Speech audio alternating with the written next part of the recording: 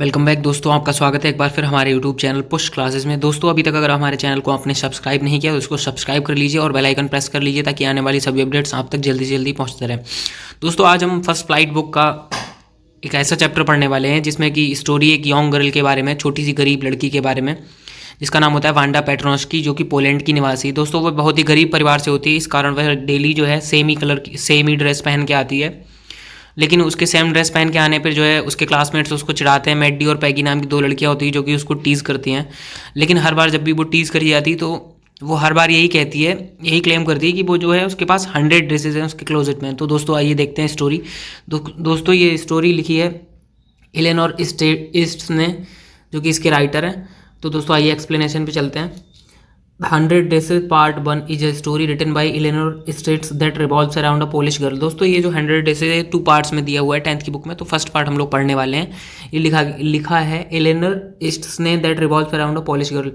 ये story revolve करती है एक पोलैंड की गर्ल के बारे में, पोलिश, क्योंकि नागरिकों को पोलैंड के पोलिश कहा जाता है।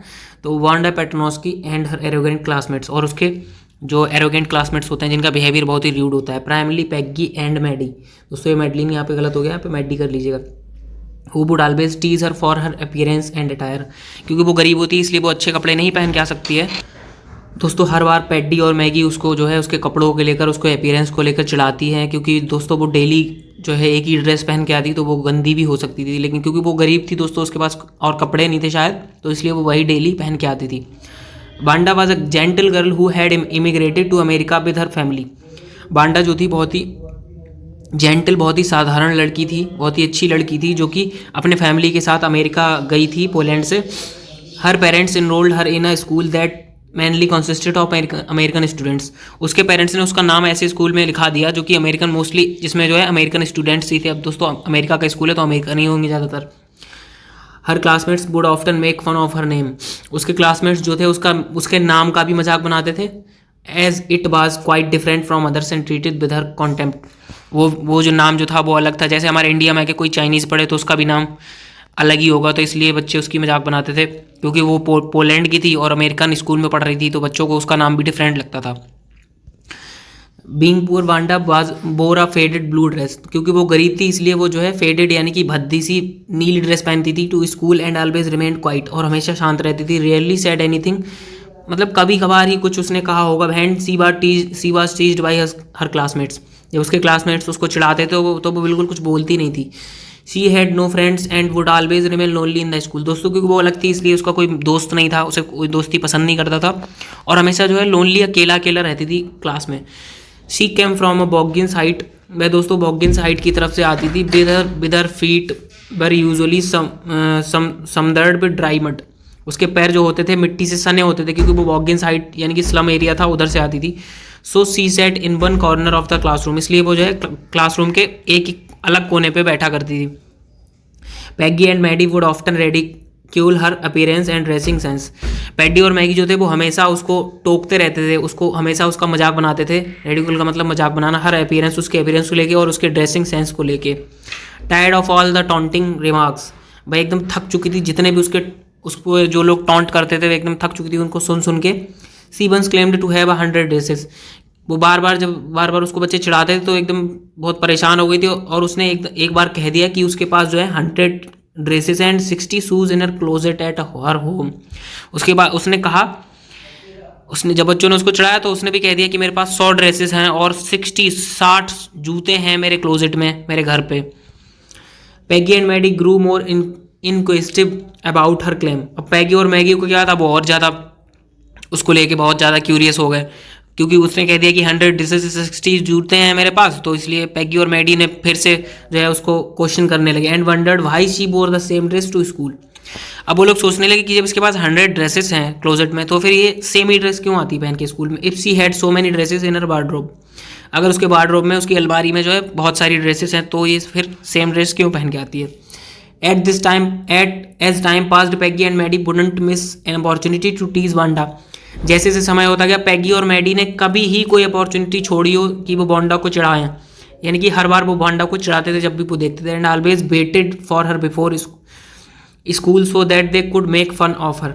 और हमेशा उसका वेट करते थे स्कूल से पहले, स्कूल स्टार्ट होने से पहले, ताकि वो उसका मजाक बना सकें। नॉनदलेस बिना किसी मतलब के Wanda hardly paid heed to their teasing remarks. Wanda जो थी दोस्तों, उसको ये सब दोस्तों सुनना और सहना पड़ता था। Maddie was a poor girl herself and she did not approve of Peggy's teasing. Maddie जो थी वो भी गरीब लड़की थी, और वो पैगी जो थी, जो हमेशा वांडा का मजाक बनाती थी, वो उसको अप्रूव नहीं करती थी, मतलब उसको ठीक नहीं लगता था, लेकिन फिर भी वो उसका साथ देती थी। However she was terrified that she could become the next target. वो इसलिए उसका साथ देती थी क्योंकि वो डरी हुई थी कि ऐसा ना हो कि वो भी टारगेट बन जाए उसका, पैगी का। इफ शी ऑब्जेक्टेड, अगर वो उसको पैगी को जो है मना करेगी तो मैडी को भी जो है वो उसका अगला टारगेट बना लेगी मजाक बनाने का। She was afraid that she might also lose her best friend, और उसे ये भी डर था कि वो जो मैडी की जो दोस्त थी पैगी, वो उसकी बेस्ट फ्रेंड थी, तो मैडी को ये डर था कि अगर मैं इसको रोकूंगी वांडा के मजाक बनाने से तो हो सकता है हमारी फ्रेंडशिप जो है खत्म हो जाए। Peggy if she complaint.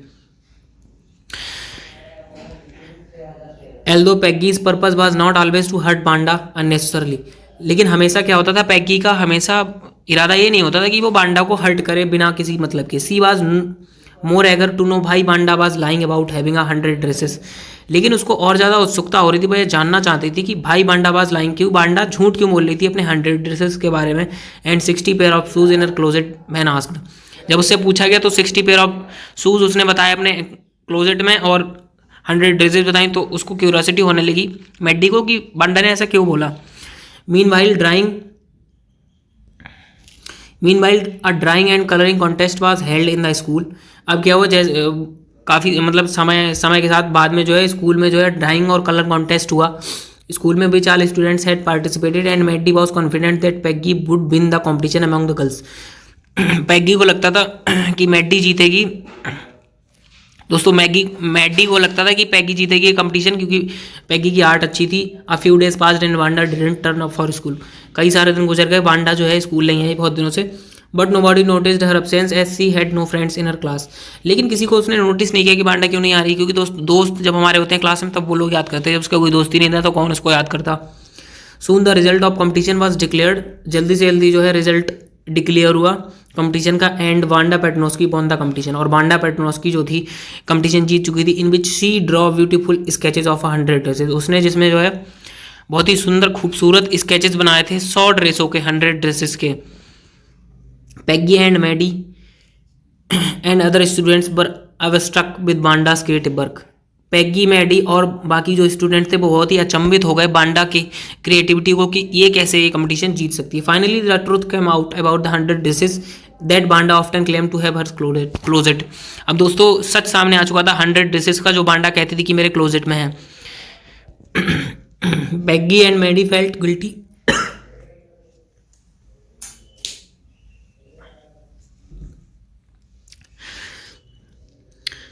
Peggy and Maddy felt guilty for teasing and underestimating Wanda's talent.